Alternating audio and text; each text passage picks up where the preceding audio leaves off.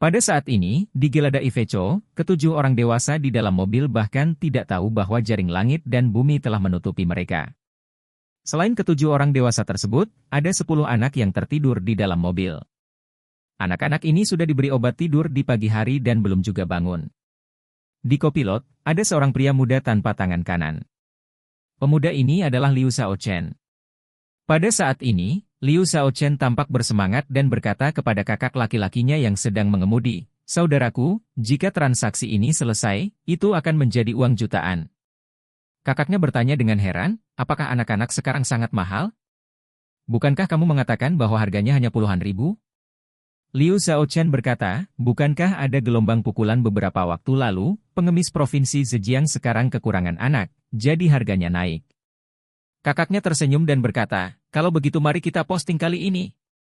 Liu Xiaochen mengangguk dan berkata dengan riang, "Ketika transaksi ini selesai, keluarga kita akan menemukan tempat untuk liburan." Di dalam gerbong Iveco yang luas, Ibu Liu Xiaochen berkata sambil tersenyum, "Oh, gelombang uang ini sudah berakhir, saya benar-benar ingin pergi ke luar negeri untuk sementara." Menantu perempuan sebelah pergi ke Thailand beberapa waktu lalu. "Ketika saya pergi ke sana, saya ingin menggesek lingkaran teman saya sepanjang hari, dan setelah saya kembali, saya masih bersenang-senang. Kali ini ketika kita mendapatkan uang, ayo pergi." Liu Xiaochen tertawa dan berkata, "Apa yang menyenangkan tentang Thailand? Thailand adalah tempat orang miskin pergi. Biayanya 2 atau 3 ribu untuk bermain dengan grup tour. Jika kita ingin pergi, kita akan pergi ke tempat kelas atas." "Tempat kelas atas?"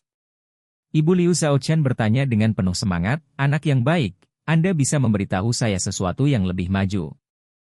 Ibu belum pernah melihat apapun di dunia ini, jadi aku tidak bisa memikirkannya untuk sementara waktu." Liu Xiaochen berseru, "Tentu saja saya pergi ke Maladewa, itu tempat yang bagus untuk liburan yang benar-benar kaya." Adik Liu Xiaochen bertepuk tangan gembira, "Maladewa? Hebat, saya sudah lama ingin pergi ke Maladewa, saya sudah memikirkannya sejak lama." Kemudian, dia berkata lagi, "Saya akan ke Maladewa untuk tinggal di villa air seperti itu, mewah sampai mati. Pasti sangat keren untuk hidup." Liu Xiaochen tersenyum dan berkata, "Saudari, ketika kita mendapatkan uang, kita akan segera membeli tiket pesawat." Sebuah keluarga beranggotakan 6 orang mulai menantikan perjalanan mendatang ke Maladewa di hati mereka. Liu Xiaochen berbalik dan melihat pria yang duduk di baris belakang. Pria ini juga orang dewasa ketujuh di dalam mobil itu selain 6 keluarga Liu Xiaochen. Liu Xiaochen memandang orang ketujuh dan berkata sambil tersenyum, "Hei, Jiang Ming, kali ini kamu dapat membagi 400,000 dengan uang. Pernahkah Anda memikirkan tentang apa yang harus dilakukan setelah Anda mendapatkan uang?" Jiang Ming mengabaikannya karena Jiang Ming sangat tertekan saat ini. Tadi malam, setelah dia pulang dari asrama perusahaan Zhao Zuo, beberapa anak lelaki muda dan berbahaya datang ke pintunya dengan pisau. Anak-anak muda dan berbahaya mengetuk pintunya, menaruh pisau di lehernya, dan memperingatkannya bahwa dia harus mengirimkan kompensasi kepada Abner Paeton secepat mungkin, jika tidak, dia akan dibunuh secara langsung. Jiang Ming sangat ketakutan. Dia menemukan seorang teman yang merupakan dealer mobil bekas dan mengevaluasi mobilnya dan Paeton, dan menemukan bahwa meskipun dia menggunakan semua biaya asuransinya, dia masih memiliki selisih pendanaan lebih dari 1 juta. Dan Mercedes-Benz miliknya, karena mengalami kecelakaan, hanya bisa dijual sekitar 300,000. Bahkan jika dia menjual Mercedes-Benz sendiri, masih ada celah pendanaan lebih dari 900,000. Zhao Zuo menyelesaikan 620,000 untuknya, tetapi dia masih kehilangan 300,000. Bab 1012. Dalam keputusasaan, dia hanya bisa menemukan Liu Xiaochen, teman rubah dan teman anjing yang dia kenal sebelumnya. Awalnya, dia ingin meminjam 300,000 darinya untuk bantuan darurat, tetapi Liu Xiaochen juga kekurangan uang selama ini. Liu Xiaochen mengeluh kepadanya bahwa polisi telah bekerja terlalu keras dalam menindak perdagangan manusia baru-baru ini, dan sebuah keluarga beranggotakan 6 orang hampir kehabisan makanan. Liu Xiaochen juga memberitahunya bahwa dia sekarang mencari anak yang cocok di mana-mana untuk dijual ke selatan. Sekarang harganya tinggi. Jika menemukan sumber daya, mereka dapat menghasilkan banyak uang. Ketika Jiangning mengira ada banyak bayi dan anak kecil di panti asuhan baru-baru ini, dia langsung menjadi bingung. Dia memberitahu Liu Xiaochen tentang informasi ini dan menyarankan agar kedua pihak bekerja sama untuk mencuri sekelompok anak dari panti asuhan dan menjualnya. Liu Xiaochen khawatir tentang di mana menemukan seorang anak. Ketika dia mendengar bahwa ada banyak panti asuhan, hatinya sangat gembira, dan pikirannya tiba-tiba tergerak. Jiangning tahu betul tentang panti asuhan. Ia tahu bahwa panti asuhan memiliki banyak celah karena kondisinya saat ini akibat kerusakan bertahun-tahun, dana yang tidak memadai, staf yang tidak mencukupi, dan ketidakmampuan untuk menjaga fasilitas keamanan. Selama mereka yang terbiasa dengan proses tersebut dapat menemukan terobosan. Jadi dia segera memimpin dan menyusun rencana yang lebih rinci. Begitu Liu Xiaochen melihat kelayakan hukuman ini, dia segera membawa keluarga beranggotakan 6 orang itu. Jiangning sangat tidak puas dengan partisipasi 6 anggota keluarga Liu Xiaochen, karena dia tahu alasan mengapa pihak lain memanggil begitu banyak orang adalah karena dia ingin membayar lebih. Jika dia hanya melakukan ini dengan Liu Xiaochen, ke-10 anak itu akan terjual lebih dari 1 juta pada saat itu, dan masing-masing akan dapat membagi antara 60,000 dan 700,000. Akibatnya, Liu Xiaochen membawa 5 anggota keluarga lagi dan segera mencairkan bagiannya.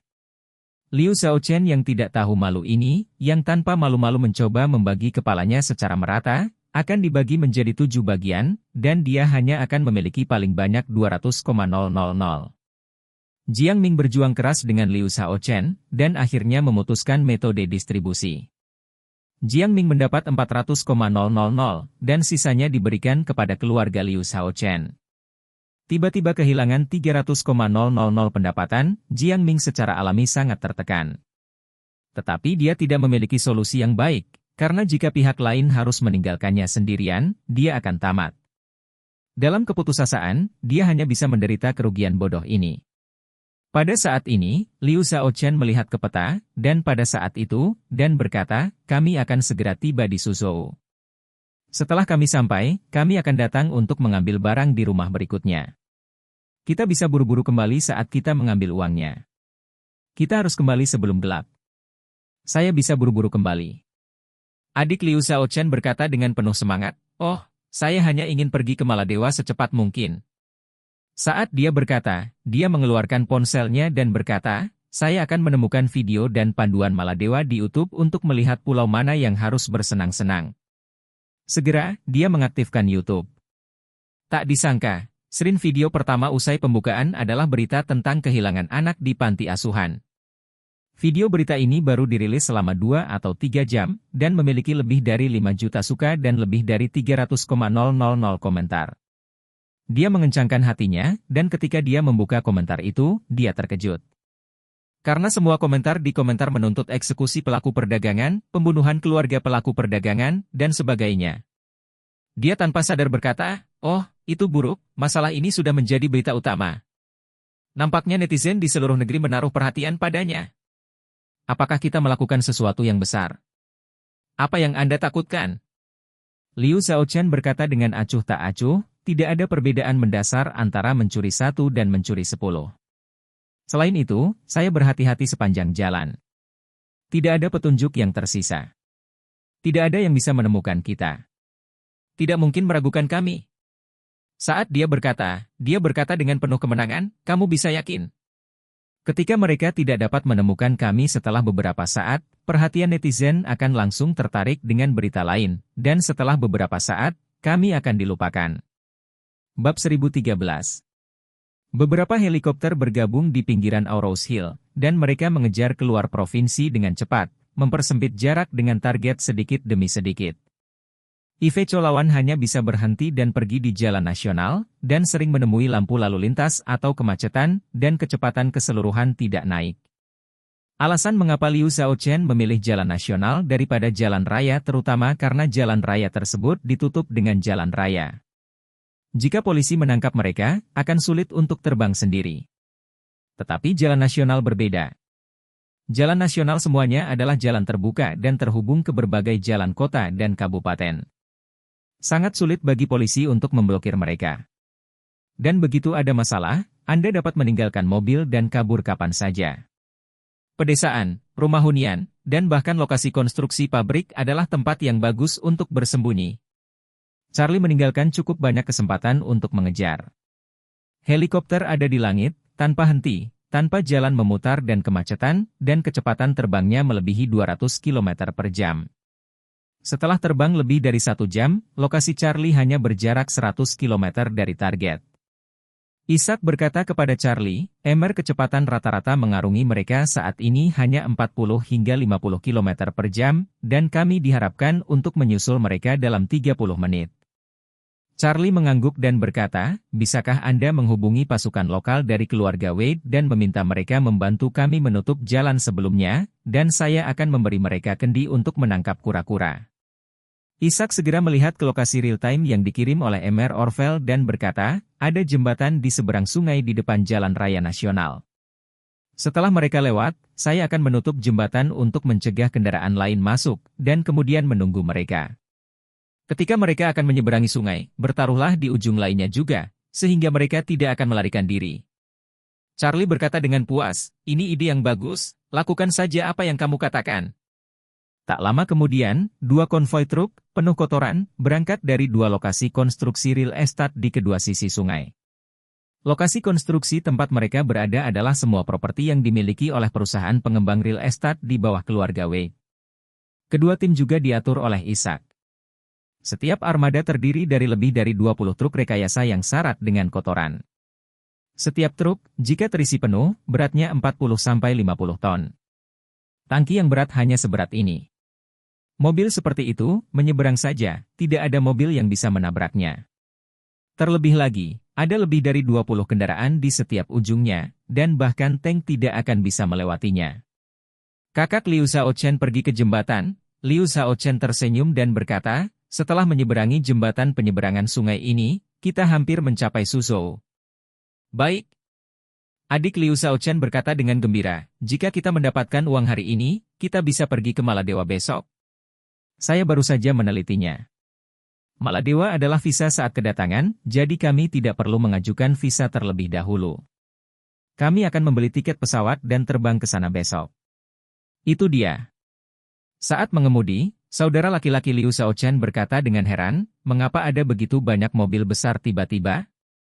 Semua orang melihat keluar jendela dan melihat truk-truk besar penuh dengan kotoran di kedua sisi. Liu Xiaochen berkata dengan santai, "Lokasi konstruksi mana yang harus mengirimkan material? Terlepas dari itu, mari kita ambil alih dengan cepat." Iveco dengan cepat mempercepat dan melampaui armada teknik. Segera setelah itu, rombongan teknisi di belakang mulai menjalankan beberapa kendaraan besar secara paralel, langsung memblokir jalan di belakang, sehingga kendaraan lain di belakang tidak bisa lewat. Ketika Iveco naik ke jembatan, konvoi teknisi, yang maju berdampingan, juga meluncur ke jembatan. Namun, begitu konvoi teknisi naik ke atas jembatan, ia langsung terhenti dan memblokir pintu masuk ke seluruh jembatan, sehingga tidak mungkin kendaraan lain lewat. Bab 1014. Pengemudi di belakang sangat marah dan keluar dari mobil untuk memeriksa apa yang terjadi. Saat ini, seseorang dari tim teknik naik turun dan berteriak ke belakang dengan loudspeaker, "Kami baru saja menerima pemberitahuan dari atasan bahwa jembatan ini telah menjadi jembatan yang berbahaya, dan ada resiko runtuh di kapan saja. Sekarang kita perlu cepat dan memperbaikinya untuk semua orang. Hidup Anda aman, silakan jalan memutar, terima kasih atas kerja sama Anda." Para pengemudi ini awalnya ingin memarahi ibu mereka, tetapi setelah mendengar ini, mereka segera menghilangkan gagasan untuk memarahi, dan ketidakbahagiaan di hati mereka lenyap. Dengan begitu banyak kendaraan konstruksi yang diparkir di sini, mereka tidak meragukan apa yang dikatakan pihak lain. Karena itu, mereka sangat beruntung sekarang. Untungnya, mereka mengikuti di belakang kendaraan konstruksi. Jika mereka berada di depan konvoi, bukankah mereka juga akan berkendara di jembatan berbahaya ini? Jadi semua orang berbalik dan mengambil jalan memutar dari jalan lain. Kakak Liu Xiaochen mengemudi ke tengah jembatan, melihat ke belakang melalui kaca spion untuk beberapa saat, dan berkata dengan bingung, "Mengapa tidak ada mobil di belakang?" Liu Xiaochen menoleh ke belakang, mungkin terhalang oleh mobil-mobil besar itu, yang berjalan lambat. Itu juga mungkin, kata saudara laki-laki Liu Xiaochen, dan berhenti menganggapnya serius dan terus mengemudi. Ketika mereka hendak menyeberangi jembatan, beberapa mobil besar tiba-tiba masuk dari kedua sisi di depan, benar-benar menghalangi jalan di depan. Kakak Liu Xiaochen terkejut, dan buru-buru menginjak rem, berkata, "Sial, apakah pengemudi gerobak besar ini gila?" Orang lain di dalam mobil terhuyung beberapa saat karena mereka tidak punya waktu untuk bereaksi. Setelah mobil berhenti dengan mantap, Liu Xiaochen terkejut saat mengetahui bahwa jalan di depan mobil telah sepenuhnya diblokir oleh beberapa mobil besar, dan tidak ada mobil di belakang. Dengan kata lain, Iveco disegel seluruhnya di jembatan ini. Namun, saat ini dia tidak bermaksud bahwa dia sudah dekat. Jadi dia mendorong pintu ke bawah dan berteriak pada mobil besar yang diparkir di depan, "Hei! Apa yang kalian lakukan? Cepat minggir!" Seorang pria kekar melompat dari salah satu mobil besar dan berkata dengan dingin, "Jembatan ini telah ditutup. Mulai sekarang, tidak ada kendaraan atau orang yang lewat." Liu Xiaochen berkata dengan marah, "Semua mobil di depan telah lewat, tapi kami belum lewat. Anda harus menutupnya dan menunggu sampai kita lewat." Dia tidak tahu, alasan penutupan jembatan ini adalah untuk menyegelnya di jembatan. Pria kekar itu berteriak, "Jangan bicara omong kosong dengan saya. Saya katakan, tidak ada kendaraan atau orang yang lewat. Jika Anda tidak takut mati, Anda bisa mencobanya." Dengan demikian, lebih dari 30 orang yang memakai topi keras datang sekaligus, semuanya kokoh dan terlihat garang. Hanya ada 7 orang di kelompok Liu Xiaochen. Ibu dan saudara perempuannya adalah wanita yang tidak berdaya, ayahnya adalah tuan tua, dan dia adalah orang yang cacat. Bagaimana bisa 30 dalam kasus ini? Banyak lawan. Jadi dia mengertakkan gigi dan berkata, "Oke, kalau begitu kita selalu bisa berbalik dan mengubah cara lain, kan?" Setelah itu, dia masuk ke dalam mobil lagi dan berkata kepada saudara di sampingnya, "Ayo berbalik." "Baik." Saudara laki-laki Liu Xiaochen segera berbalik dan langsung menyetir kembali. Tapi yang tidak dia duga adalah setelah berbalik dan mengemudi kembali, dia melihat sekelompok besar truk besar datang dari sisi berlawanan sebelum mengemudi beberapa langkah lagi.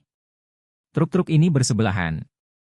Tidak ada ruang bagi sepeda untuk melewatinya, dan dengan mengancam mendekat. Kakak Liu Xiaochen buru-buru menghentikan mobil dan berkata dengan heran, "Apa yang terjadi? Bagaimana perasaan Anda bahwa mobil-mobil besar ini sengaja mencoba menjepit kita? Apakah kita terekspos?" "Mustahil."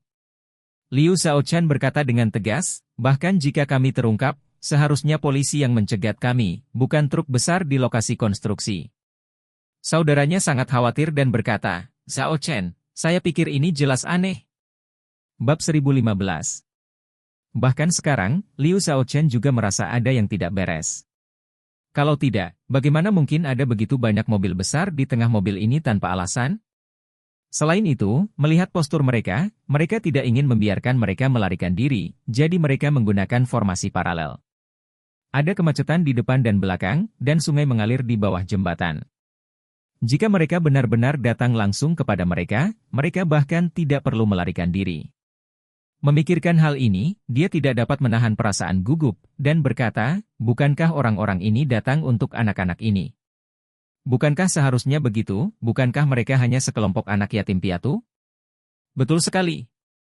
Saudara laki-laki Liu Xiaochen tidak bisa membantu tetapi berkata, "Selain itu, polisi tidak menemukannya." "Mengapa orang-orang ini datang?" Melihat konvoi di kedua ujung semakin dekat, saudara laki-laki Liu Xiaochen hanya bisa menghentikan mobil untuk sementara. Semua orang di dalam mobil panik, termasuk Jiang Ming. Jiang Ming merasakan kepanikan di hatinya saat ini.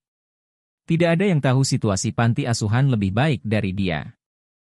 Jika anak-anak ini hilang, paling-paling polisi akan maju untuk mencari mereka.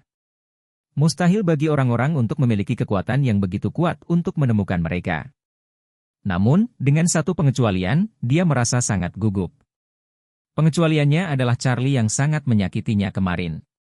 Dalam kegelapan, dia merasa masalah ini sepertinya tak terpisahkan dari Charlie. Berpikir kembali ke Charlie, dia selalu terlihat tidak terduga. Dia tidak bisa tidak bertanya-tanya, apakah orang-orang ini dikirim oleh Charlie.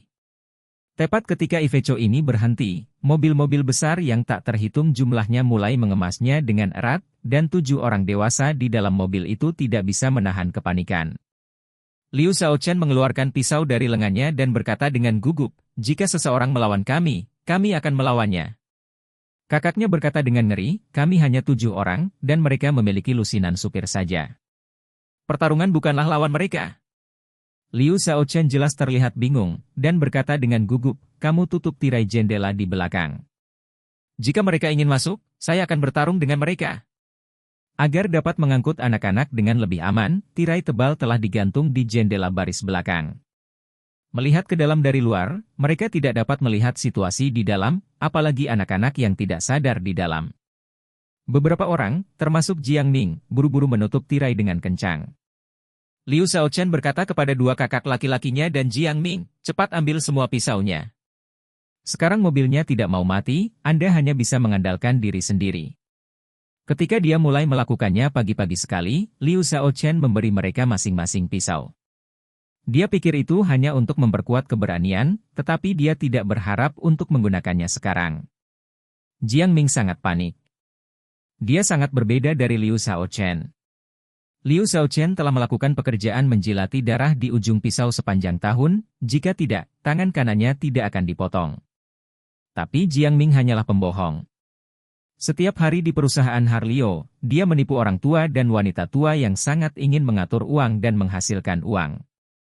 Jika dia benar-benar ingin menggunakan pisau untuk bertarung dengan orang lain, dia sama sekali tidak punya nyali. Pada saat ini, dia mengeluarkan pisaunya dengan gemetar, dan bertanya dengan gugup, Xiaochen, apakah kamu menyinggung perasaan seseorang? Liu Xiaochen berkata dengan putus asa, saya juga ingin bertanya apakah Anda telah menyinggung perasaan orang.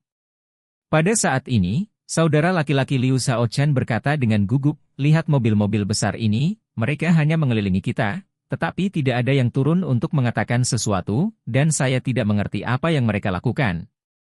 Liu Xiaochen berpikir sejenak, membuka jendela kopilot, dan berteriak keluar, siapa kamu? Apa yang akan kamu lakukan? Tidak ada yang menanggapi di luar mobil. Hati Liu Xiaochen sangat gugup. Dengan begitu banyak mobil yang mengelilinginya, kelompok orang ini bahkan tidak memiliki sepatah kata pun yang membuat orang merasa aneh dan menakutkan.